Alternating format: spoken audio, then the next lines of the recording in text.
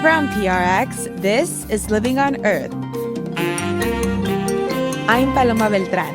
And I'm Jenny Doring. President Trump is trying to weaken the Magna Carta of environmental law. What he said was, except as required by law, the regulations should give absolute priority to efficiency and clarity. And absolute priority, I think, means and no consideration of environmental issues, except to the extent that they just can't avoid it. Also, Native American tribes are bringing back sea otters to Oregon's coast. They represent the abundance that sea otters create in that nearshore ecosystem. And our traditional stories really relate to that, including stories of a girl marrying a sea otter and the sea otter then leaving presents on the beach for her family. That and more this week on Living on Earth. Stick around. From PRX and the Jennifer and Ted Stanley Studios at the University of Massachusetts, Boston, this is Living on Earth. I'm Jenny Doring. And I'm Paloma Beltran. The U.S. is already the world's largest exporter of LNG or liquefied natural gas. And dozens more export terminals are proposed or in the works, especially along the Gulf Coast. President Biden had paused new LNG terminal and pipeline permits until the end of 2024, but the Trump administration issued an executive order that lifts that pause and can make it harder for opponents to object on environmental grounds. And all of these natural gas projects could have a huge climate toll. If completed, the Sierra Club estimates that their greenhouse gas emissions would be the same as more than 800 coal-fired power plants. Yeah, that's just enormous. And it could really make it hard to slow the climate crisis. But Paloma, there is a law that places some guardrails on federal projects like LNG export terminals.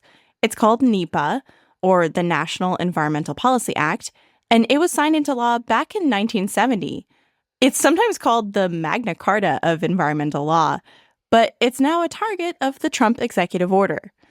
Since it was passed, the law has required federal agencies to consider the potential environmental impacts of their actions before plowing ahead. And they must make these environmental impact statements available to the public for comment and review. That's right, Jenny. And if they're not up to snuff, the courts can order agencies to amend or redo their analysis. For example, the Federal Energy Regulatory Commission, or FERC, prepared an EIS for the Rio Grande liquefied natural gas and Rio Bravo pipeline projects on the Texas coast back in 2019. But court reviews stalled those projects for at least another 5 years over environmental justice concerns. And now this process of environmental review for major projects appears to be yet another casualty of President Trump's executive order blitz. Until now, the review criteria have been standardized by the White House, but President Trump wants to let agencies like FERC write their own rules for complying with the law. And this might speed up the permitting for major fossil fuel projects, including LNG. Dan Farber is a law professor and faculty director for the Center for Law, Energy, and Environment at the University of California, Berkeley. He's on the line now to walk us through what's going on. Welcome to Living on Earth, Professor. Great to be here. Can you give us an example of a high-profile project in maybe recent years where NEPA played a significant role in making sure that that project was done in a reasonable way?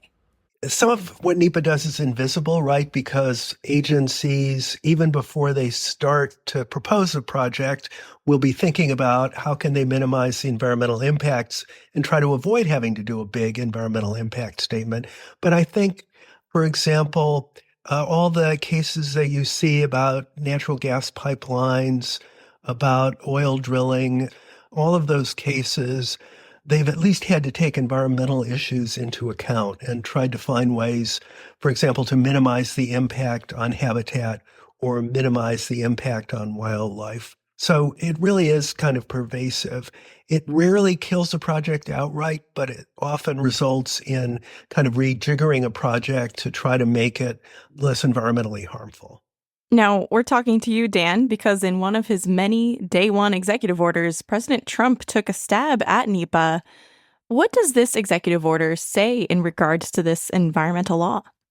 That was kind of a sleeper. It's part of a very long executive order about energy, and a lot of people didn't even notice it at the time. A little bit of background is necessary to understand what Trump was doing. Apart from creating environmental impact statements, NEPA also created an agency called the Council on Environmental Quality, which sits in the White House. And since the time of Jimmy Carter, the council, often called CEQ, has issued regulations telling agencies how they have to go about writing environmental impact statements and really filling in the very general language that's found in the statute. Those regulations were really well accepted, and courts paid them a lot of attention as really representing the, driver's manual for the environmental impact statements for NEPA. Courts have really looked to those regulations to define what agencies can do legally and what they can't do legally. What Trump did, two things. One is he immediately revoked Jimmy Carter's executive order to take away that binding effect. And as a result of that, agencies are no longer required to follow the CEQ regulations as they were in the past. And the other thing he did was assign the agencies to write their own regulations dealing with environmental impact statements. I guess I'm a little confused about one aspect of this. The Council on Environmental Quality is within the White House. That seems like a little bit closer to the president and perhaps more control over what CEQ is doing. Why would the president want to sort of transfer that regulation power to the agencies? I think that's really a puzzle, to tell the truth. Now, they haven't transferred quite as much control as it looks like because the White House is going to be coordinating these agency rulemaking, and coordination probably means pretty strict orders about what to do and what not to do in this setting. But still, it seems like it would be much more efficient to just have CEQ issue binding regulations as it has in the past. And I'm really perplexed. One possibility is they're doing it because they've decided on sort of ideological grounds that they don't like CEQ. Conservatives have kind of rebelled against CEQ regulations in the past. I think it's kind of counterproductive because of the confusion it will cause. They're maybe getting rid of part of the existing structure, and they like to deconstruct the administrative state. But in the course of doing that, it creates uncertainty. That makes it harder for agencies to know what to do. And it also makes it harder for courts to know what the rules are in dealing with environmental impact statements, which means that the permitting process for oil pipelines and coal mines and offshore drilling are all going to get more fraught. And I don't really see how this advances their agenda. So while the Trump administration isn't taking away NEPA entirely, because they can't, that would require an act of Congress, they are seeking, it appears, to weaken the influence of NEPA in federal agencies. What's at stake here for the environment and for communities across the country? I think the stakes are pretty significant. Many government decisions about public lands in particular and public waters like the coast and offshore operations are not governed by very strict environmental standards. And the thing that really keeps environmental considerations on the table is the need to comply with NEPA.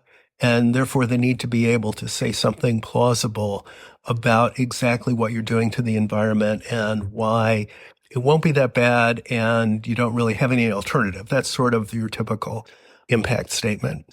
But without NEPA, there wouldn't even be that. It would be much easier for them to run roughshod over environmental interests in the way that clearly some people in the Trump camp would like to do. One other thing Trump did in the executive order that we haven't talked about is he gave some marching orders to the agencies about writing their new regulations. And what he said was, except as required by law, the regulations should give absolute priority to efficiency and clarity. And absolute priority, I think, means and no consideration of environmental issues, except to the extent that they just can't avoid it. And I think getting rid of NEPA, or at least limiting it as much as possible without violating the law, is a step in that direction. It also fits in, I think, with the use of the energy emergency as an excuse to further speed up and streamline environmental reviews, again, with the aim of making it as light a touch as possible so you can brush past any environmental issues and get what you want done. Dan, to what extent has there been a call to reform NEPA from across the political spectrum? I should say that the idea of streamlining permitting is not entirely a conservative or Republican idea at this point. It was historically, but there's also concern that some of the permitting and maybe some of the environmental reviews are slowing down renewable energy projects and electric transmission projects, which we need to use the renewables. So there's some support for the idea that we ought to do streamlining. I think the difference between the left and the right on this issue is that the people on the left want to retain a greater role for environmental considerations, and the people on the right would be happy to wash their hands of them entirely. Now, one of the key objectives of NEPA, as I understand it, was to give the public a chance to weigh in on projects that could significantly impact their communities. To what extent will public participation and commenting still be a part of the NEPA process? I think that's something we'll really need to see. I don't think they're going to get rid of it entirely, and there's some basis in the statute for thinking that would be difficult. But on the other hand, there's no real advantage to them to have a lot of public participation that's just going to come up the works. So I wouldn't be surprised if the new regulations included some efforts to really curtail the amount of participation by the public. Along with these changes in the NEPA regulations, Trump has also abolished agency environmental justice offices and has said that agencies should not consider environmental justice because it's a form of DEI. And so that also is going to really curtail the ability of communities to make a difference in the proceedings. Right, so they might be raising environmental justice concerns that almost fall on deaf ears. Yes, I think that quite likely will be true. Dan Farber is a law professor and faculty director for the Center for Law, Energy, and Environment at UC Berkeley. Thank you so much, Professor. Thank you for having me.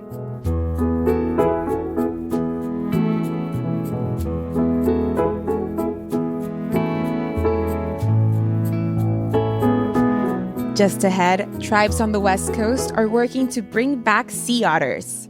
Keep listening to Living on Earth. Here at Living on Earth, we work hard each and every week to bring you the most relevant and compelling environmental news. As a nonprofit organization, we count on you to help. Listener support is key to sustaining the environmental news gathering and reporting that you rely on. Please consider doing your part to support Living on Earth. A monthly donation is the very best way to ensure LOE's work continues week after week. To make your pledge of support, go to LOE.org and click Donate. And thank you for helping to keep LOE's nonprofit environmental media going strong. It's Living on Earth. I'm Jenny Doring. And I'm Paloma Beltran. Those tiny squeaks of sea otter pups may soon return to the coast of Oregon and Northern California, thanks to the efforts of the Confederated Tribes of the Siletz Indians. Sea otters were hunted out more than a century ago for their thick fur, leading to devastating consequences for the kelp forests that relied on them. To help revive the kelp ecosystem and restore a vital cultural connection with sea otters, the Siletz tribe and conservation partners at the Alaka Alliance are working to reintroduce otters to the area. And to help with that goal, they've received a $1.5 million grant from the National Fish and Wildlife Foundation. Joining me now is Robert Kenta, Treasurer of the Confederated Tribes of Siletz Indians and member of the Alaka Alliance. Robert, welcome to Living on Earth. Thanks for having me. From what I understand, sea otters are considered a keystone species, meaning that they are vital to maintaining their ecosystem. What role do otters play in keeping their habitat healthy? Sea otters are sometimes even referred to as an ultra keystone species because they don't just maintain a habitat or become an important component of that ecosystem. They actually create and maintain that kelp forest habitat, which leads to diversity and abundance in that nearshore ecosystem because kelp forest is a nursery for juvenile fish species, both ocean fish and anadromous fish like salmon. And sea otters, one of their main foods is urchin, which grazes on kelp. And that's why they're so important to that ecosystem, because without a voracious predator of sea urchin, you have sea urchin population overrun and they will completely graze out a kelp forest to where it's an urchin barren. And then those urchins don't die. They just become like a zombie state, kind of a hibernation until they detect that there's food available again when the kelp, if it has survived that severe grazing, comes back, then they wake up and start grazing on it again, leading to the same problem. Why have otters disappeared from Oregon and Northern California's coasts? Oh, they were very quickly hunted to total absence in most of their original range. There were just remnant populations in Southern California. I think there were only about 50 animals in that Southern California population when they were first discovered and then protected and allowed to expand and thrive. The Alaska population has always been more robust, but they were really a small remnant population compared to their historic numbers as well. And then from basically the Aleutians to Central or Southern California coast, they were just totally absent until those reintroductions happened in the late 60s and 70s. So the Siletz tribe just received this $1.56 million grant from the National Fish and Wildlife Foundation to help bring sea otters back to Oregon and Northern California's coast. How will these funds help the tribe reintroduce these species? There are several objectives to the grant, and one of them is to build tribal capacity for several coastal tribes, both here in Oregon and Northern California, so that our biology staff are up to speed on the issues around sea otter presence and reintroduction. And hopefully we can that way be much more proactive and active in the planning for the reintroduction and eventually for the reintroduction themselves. Part of the grant also, I believe there's about $100,000 a year that goes to the Alaka Alliance from the grant. It's a 3-year grant, and it's to assist with that coordination and public outreach for meetings that will be held. Lots of public education around the essential nature of that nearshore kelp forest habitat. And then there will be a contractor identified and hired to work with U.S. Fish and Wildlife in the development of the actual reintroduction plan. So, in addition to their importance in the kelp forest, how can reintroducing sea otters to Oregon help other otter populations to the north and south? Yeah, currently we have those widely separated populations, and U.S. Fish and Wildlife basically treats them as subpopulations or subspecies when they used to have contiguous contact with each other and there was genetic exchange. An artifact of them almost being completely hunted to extinction is the fact that we have those northern and southern very small remnant populations with a very shrunk genetic pool or gene pool. And so the longer that those two populations are left in the current state of no genetic exchange, we have especially with the southern sea otter, a real risk of genetic bottlenecking to where they start having dangerous or harmful mutations that are then passed on through the generations and eventually have total population collapse. The remedy to that is reconnecting those two populations genetically. Fascinating.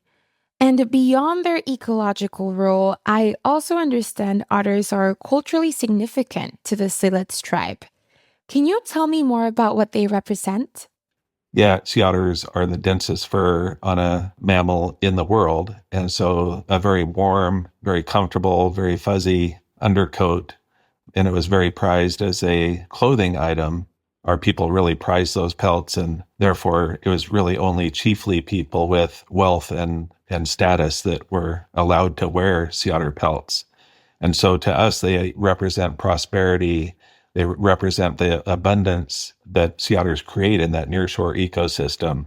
And our traditional stories really relate to that, including stories of a girl marrying sea otter and the sea otter then leaving presents on the beach for her family.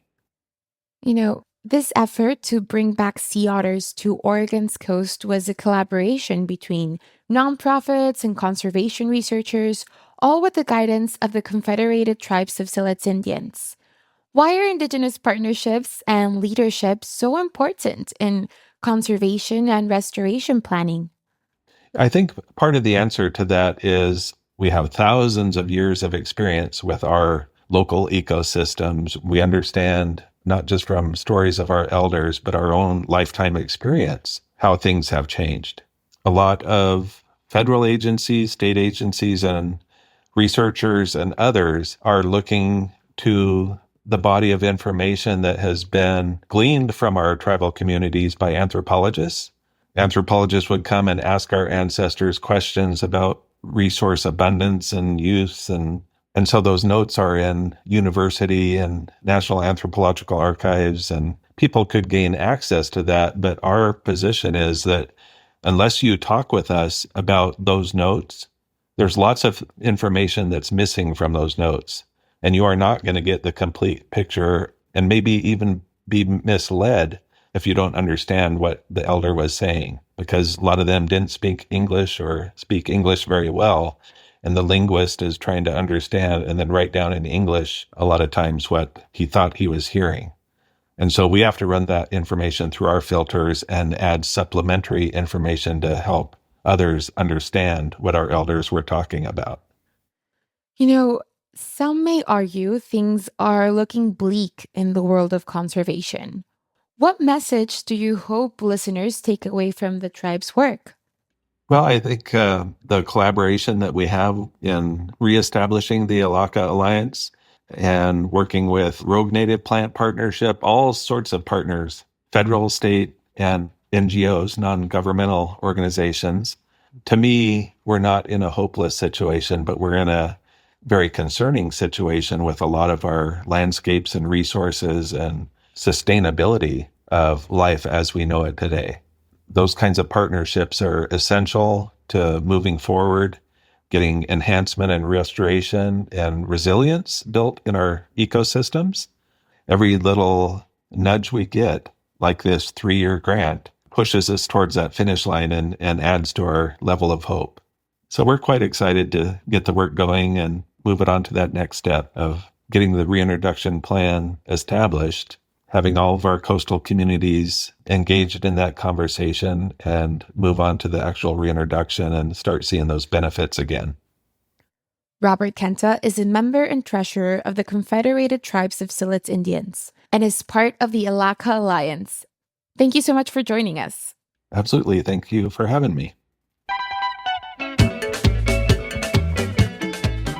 Just a little farther down the coast, there is a surviving population of sea otters in Monterey Bay, California. And that's where Living on Earth's explorer-in-residence, Mark Seth Lender, watched a mother and pup among the kelp. In the narrowed channel, a mat of kelp or weed or salt grass floats along, without a notion of its own, captured by the absent-minded tug and turn of eddies at slack tide between the sandbars. It drifts closer, then shifts further, catching in a spiral of water, turning until recognition. Mother and son, sea otter. The baby is newborn, 1 week, maybe 2, round and wet, unable to fend for himself, cannot care for himself. His mother washing, scrubbing, rubbing, combing every inch of him. And when she finishes one end, working from the long, spiky fur of his tail, she turns him on the lazy Susan of her belly and starts all over the opposite way, from his sweet wet face on down. He opens his eyes. He has a sleepy look. She props him up on a cushion of water and dives, and comes back with a clam she breaks open and divides but does not share with him. He is too young. But soon. Then sea clam will be food to him, the taste he will follow all his life. When he is older and stronger and heavy enough, he will learn to follow her down and down to the cloudy bottom, and recognize the shapes and smells, and take a stone and crack the shell. There will be a lot to learn. He is lucky.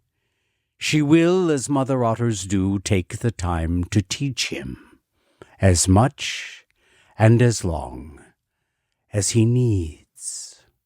That's Living on Earth's Explorer in Residence, Mark Seth Lender.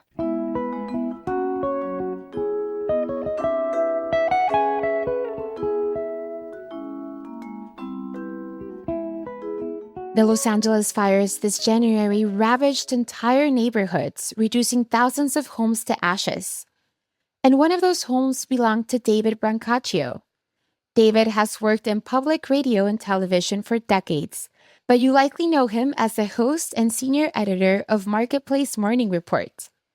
David and his wife Mary, the poet and former teacher and journalist, had bought their Altadena, California house just 2 months before it went up in flames. David Brancaccio shared what he's learning from his brush with the climate crisis with Living on Earth host Steve Curwood. So there you are in this house you just acquired, just started to move into, and the fire happens. What was it like to walk through the rubble of your neighborhood and your home the first time when you saw it after this fire? What did it feel like? Over the years, I've covered all sorts of disasters. But with my work in journalism, you go in, you try to do good work by lifting up people's stories. You hope it makes lives better.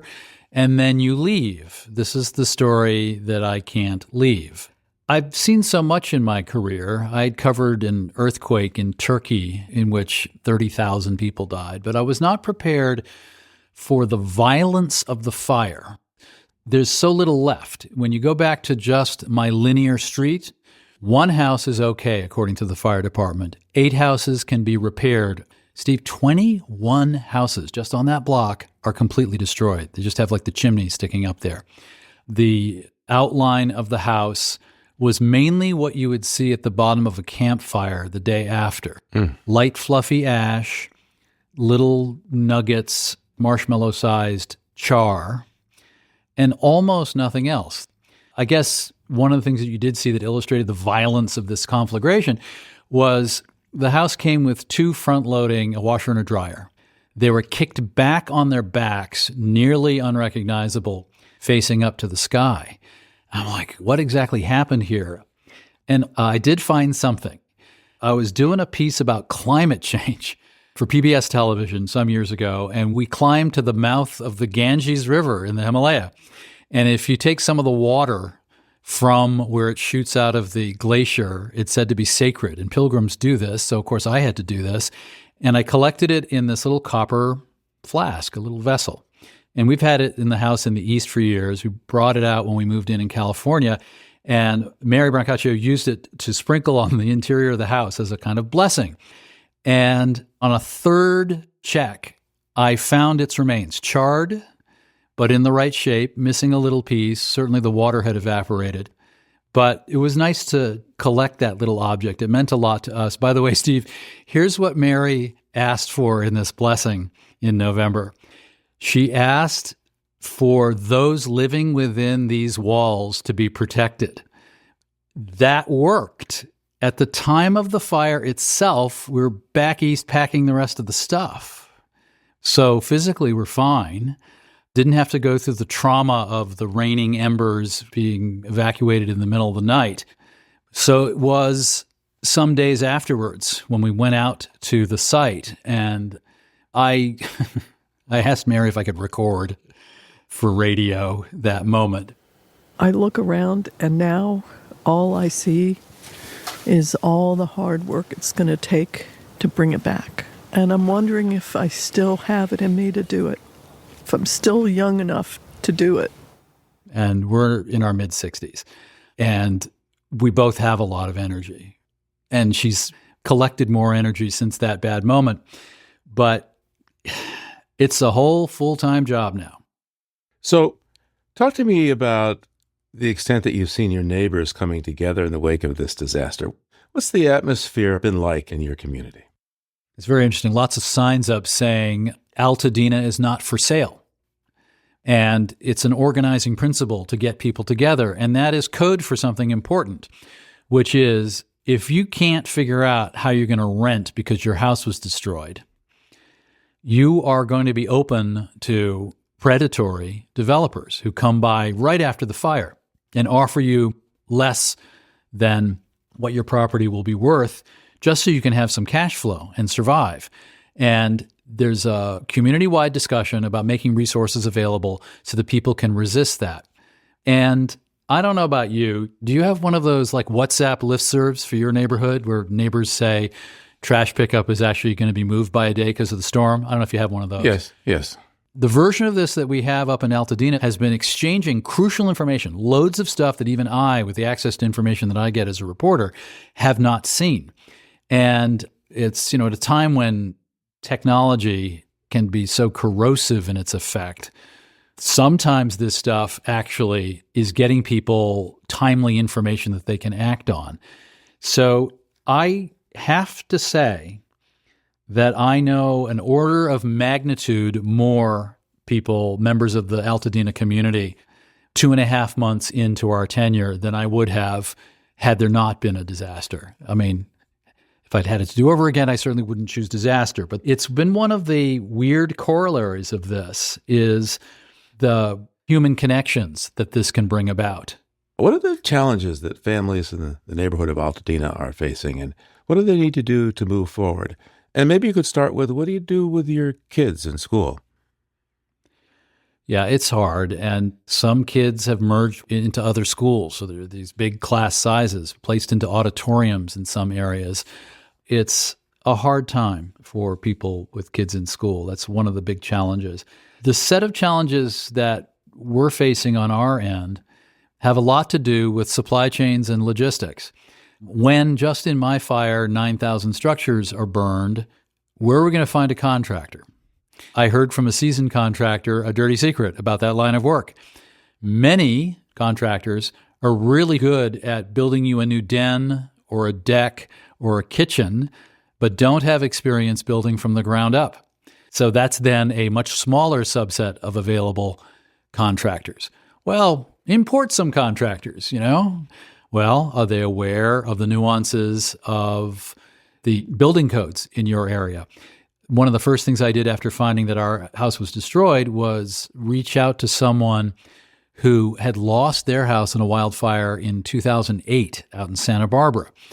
And I called this guy, Jeff, and he told some hair-raising stories of friends of his who contracted with out-of-state builders who turned out to be charlatans. And I said, did they not get their houses built? He said, not only that, one of those contractors is in jail, right? So you have to be very, very careful. Next problem. With the possibility of higher tariffs, a lot of the wallboard for rebuilding comes in from Mexico. A lot of the soft lumber comes from Canada. Now, as we're talking, those higher tariffs have been delayed by a few weeks. And a further issue is the labor. Where's the labor coming in this environment? On any project that I would be party to, we would not have undocumented workers working for us. But with more people not coming in or being ushered out because of a hardened border, there will be upward pressure on the labor market. It'll get more expensive to hire those who remain. It's a very complicated time to be rebuilding. That's Marketplace Morning Report host David Brancaccio speaking with Living on Earth host Steve Kerwood. And we'll be back in a moment with more of their conversation, including the importance of rebuilding the community. Stay tuned to Living on Earth. Support for Living on Earth comes from Sailors for the Sea and Oceana, helping boaters race clean, sail green, and protect the seas they love. More information at sailorsforthesea.org. If you're one of Living on Earth's listener supporters, or if you've been considering a donation to LOE, this message is for you. As a nonprofit news organization, listener support is vital to LOE's weekly effort to bring you up-to-date environmental news and information. Your gift to LOE makes a difference and makes our work possible. So thank you. It's Living on Earth. I'm Paloma Beltran. And I'm Jenny Doring. We're back now with more from host Steve Kerwood's interview with David Brancaccio, the Marketplace Morning Report host who lost his home in the Los Angeles wildfires this January. David, as I understand it, a number of insurance companies have withdrawn from or reduced their exposure to offering coverage in California. In fact, most policies are written by a system that the state helps administer with private companies.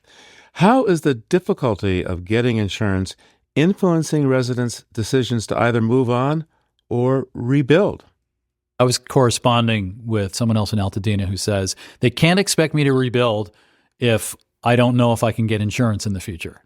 It's not clear if we can get insurance. And I can't invest so much of my resources. I mean, I, like everybody else, the biggest asset we have is the house. If it's going to be uninsured, I think there's going to be a public policy response to this. Some people have talked about Medicare for all, but for insurance. California has a bit of that already with their California Fair Plan, the insurance policy of last resort that actually I had already.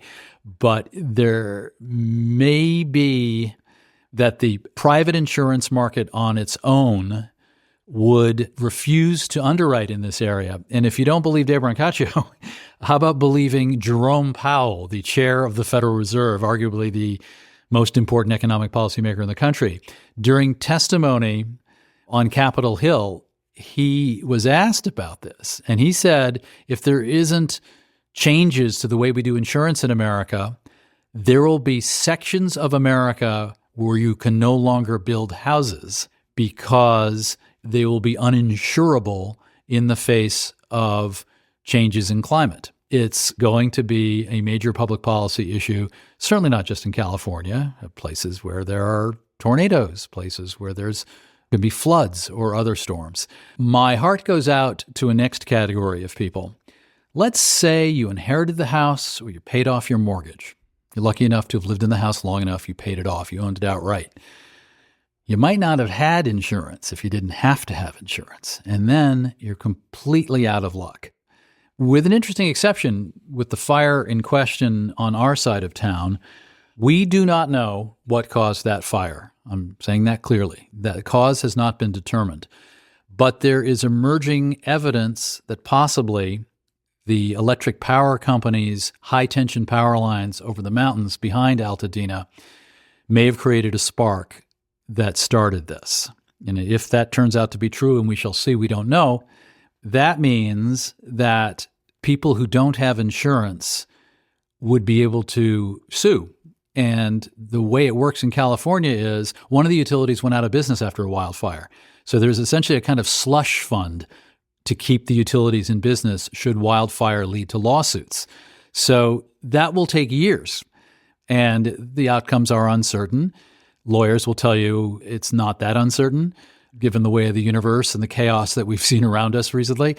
Who knows? Don't hold your breath. Yeah, don't hold your breath. But it could make someone whole. But, you know, in Stardate 2173.4, as Captain Kirk would say, we'll see. But if you're underinsured or not insured, it's extremely hard because what's the first thing you got to do? You got to live somewhere.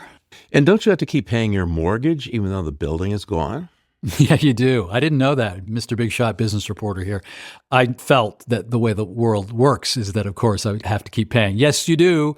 The other thing I've learned, had no idea about, is that if your insurance company does send you a check and you have a mortgage and you have a loan, it's written out to Steve Curwood and your mortgage lender. Both have to sign. So actually the check really goes to the mortgage lender. And then the bank gives you your money in little drips and drabs as you rebuild. You don't have full control over the money. Part B, they hardly have to pay you any interest on it. And think about it. Like if you had a fancy house or just a middle-class house, what if that check is $800,000? What if they hold it for a year or two? It's like lots of money you could be earning on it. David, you've covered climate disruption for a long time. How did your awareness of climate and the danger of fires in California impact your decision to move to Altadena and buy a house there? Exactly. Having not just fallen off the turnip truck when it comes to these issues of wildfires and climate change, it was front of mind. I looked at every fire map I could find, and we ruled out large swaths of California because of fire risk. By the way, why even move to California? 2 of our 3 children are out there. And I'm very happy to report that my son and his partner just had a baby boy the other day. So we want to be closer with family, which I think is a reasonable motivation for wanting to move, but not into a fire zone. So if my insurance policy rates my house on a scale of 1 to 10 for fire risk, 10 being don't even think about it, we're only a 4, wasn't up in the canyon, it wasn't surrounded by California chaparral. In fact, its gardens were drought tolerant, and they had the buffer that people talk about that are important when thinking about wildfire risk. Yet, this was this event that was unprecedented in so many ways. When the winds started gusting 60, 70, 80, perhaps 100 miles an hour, these Santa Ana winds, they moved that fire in a way that we haven't seen into a not rural suburban area with regular houses on a suburban street. It's a reminder that we all may be vulnerable at some level to some kind of climate disruption. So you moved to this place in California, in greater LA, understanding that there's a risk from climate disruption, but the sort of impossible happens. How do you feel about rebuilding, though, especially since climate disruption isn't static, but it's getting slowly worse and worse? The so-called whiplash phenomenon, for example, that is increasing the heavy rains and the droughts because of the thermodynamics of the way the atmosphere works. So how are you feeling about the question of rebuilding there versus, you know what, this didn't really work out so well, maybe there's a better place? Well, I mean, the guy who covers money and finance for public radio is not going to declare personal bankruptcy. I don't have a huge choice. But this is something that I think everybody is wrestling with, given the heartache and the costs and difficulty of rebuilding. And lightning can strike twice. But I think the most serious way to answer your question is this. I need to balance the risk of rebuilding in an area that's been shown to be vulnerable with doing what I can to see that the community that was lost in this fire has a chance of being rebuilt. Now, whether or not Dave Brancaccio lives there or not is not going to make or break the community. But if a lot of people leave, you're going to have, I don't know what left in this town. And it's a town that deserves to be taken seriously. It is a town that on my side of town didn't have the redlining that was prominent in adjacent communities that kept out people of color, so that a lot of people from diverse backgrounds have built generational wealth there over years. It's also a kind of funky community. It was. Some people described it as bohemian. And there's rebuilding houses, but there's also rebuilding community. So what's happening there is we're starting to see the seeds of a really interesting conversation in which people are coming together and asking the question, what kind of community do we want to be? What were the parts of what we lost that we want to preserve? What community institutions do we want to support? And that is something that I've been lecturing on for many decades. It's called social capital. It's this resource that is worth real money. But come back around to really what you asked is like, why are you rebuilding out in California? I just don't know exactly where I'm supposed to go to hide from climate change. My wife's family has a house on a barrier island in North Carolina. Gee, that doesn't seem like such a great long-term bet at some level. Maine, my hometown of Waterville, had 2 outrageous floods last year. You know, it's everywhere. So, David, how might we think differently about climate risks and sustainability in your neighborhood when it rises from the ashes, so to speak? What do you envision? What do you hope for there? I think that Altadena, California could become a model community that people could look to. Look what they did there. Look how they saw the existential threat of another fire in the future and responded with new ways of living. And that same conversation in which people have decided we're not just going to rebuild, we're going to talk about what we want to rebuild together. We can do some hardening of infrastructure to try to mitigate the possibilities that this would happen again. So what are the rules about the buffers between the mountains and the first houses? If it's determined that the high-tension power lines caused this, Shouldn't they be buried underground? It's expensive. It's not something the utility would like to do. They would only do it under pressure. So maybe the community comes together to demand that those things are underground and that whatever happens in the future, that doesn't happen again. By the way, in our case, the house may look at some level, have the same vibe as our current thinking. I mean, Mary and I are not going to build what looks like a defensive position on the shores of Normandy. We want it to evoke the cottagey thing that we had before, but we're not going to build with the same techniques. We're going to have to spend extra to, for instance, whatever the outside is, it's made out of concrete. There's stuff that looks just like siding or regular stucco that's concrete, more resistant to fire. House was 99 years old, single pane windows, very vulnerable to if there was fire next door. Double gives you more time. A big thing is vents suck in burning embers and are a real hazard. So we have to rethink all that space to either have fancy vents that don't suck in embers or not have vents.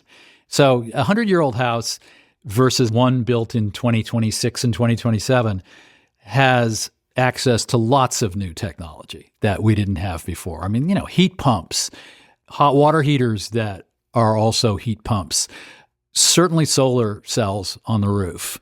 There's just a lot more we can do. Now, that slows things down a little bit. When you take a moment to breathe and to think about, wait, don't just take the footprint of your house that burned and just redo the whole thing the same way. And there is a understandable need for people to get back some of the security they've lost. So those two things are in tension. What do you think is the overall economic impact of these mega fires in the Los Angeles basin? What has happened to the economy of California, or at least that part of California? It's this great perverse feature of disasters. One of the things I've covered a lot over the years is that economic growth, gross domestic product, rewards bad things as much as it rewards good things.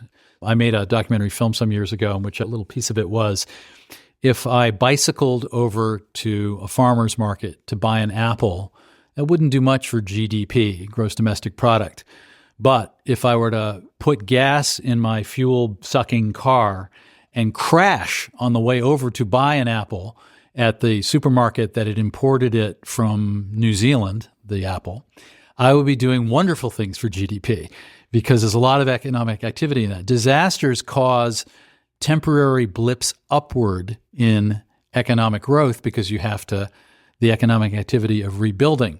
That's the problem with our traditional measures, right, Steve? They don't measure the anguish that a disaster like this causes. There should be a debit column for some of this. I did just talk to an expert at Middlebury College, an economist, who did a study. And disasters depress job creation for 3 whole years after a disaster. But the asterisk is this. If the disaster is designated a federal disaster with all the subsidies that come in, it doesn't depress job creation. So the federal aid that can go into an area after the really big disasters, the federal money offsets the effect, which is one of the reasons that we have those systems like FEMA, and one of the reasons we're watching so carefully talk coming out of Washington now of modifying, altering, or eliminating FEMA.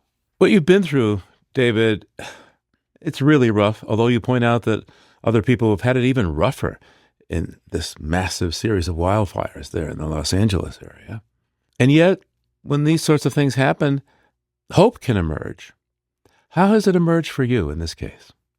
Well, it was, I gotta say, funny. When I called a fellow who had lost his house in a wildfire in California in 2008, first thing he said was, "It was the best thing that ever happened to me." And I was not that far down the curve 3 days after the loss of my house to fully appreciate what he was trying to say. In his case, he felt a lot lighter when he lost all his worldly possessions. Now, the problem in my case is we were already casting off stuff. We were recycling as much as possible before we ever knew a fire was going to happen ahead of the rest of our move. And so I didn't need that lesson.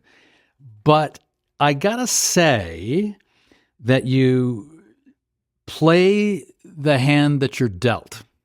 And I find myself living in a completely different part of Los Angeles now, in a rental, signed up for a year, could stretch to a couple years as we rebuild.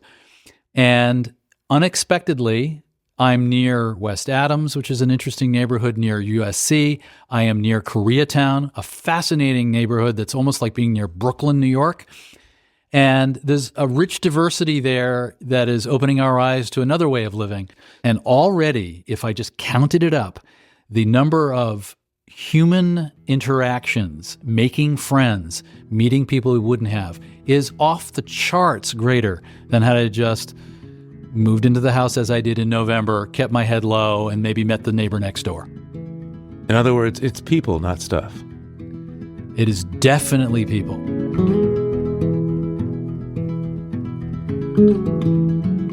That's Marketplace Morning Report host David Brancaccio speaking with Living on Earth host Steve Curwood. Living on Earth is produced by the World Media Foundation. Our crew includes Naomi Ehrenberg, Caleb Bradley, Daniela Faria, Mecca Gagneja, Swayam Gagneja, Mark Kausch, Mark Zetlander, Tom Lyman, Ashanti McLean, Nana Mohammed, Ainsley O'Neill, Sophia Pandelides, Jake Rigo, Andrew Scarrett, Melba Torres, and Elle Wilson. Tom Tiger engineered our show. Allison Learstein composed our themes. You can hear us anytime at LOE.org, Apple Podcasts, and YouTube Music. And like us, please, on our Facebook page, Living on Earth. And find us on Instagram at Living on Earth Radio. We always welcome your feedback at comments@LOE.org. Steve Curwood is our executive producer. I'm Jenny Doring. And I'm Paloma Beltran. Thanks for listening. Funding for Living on Earth comes from you, our listeners, and from the University of Massachusetts Boston, in association with its School for the Environment, developing the next generation of environmental leaders, and from the Grantham Foundation for the Protection of the Environment, supporting strategic communications and collaboration in solving the world's most pressing environmental problems. PRX.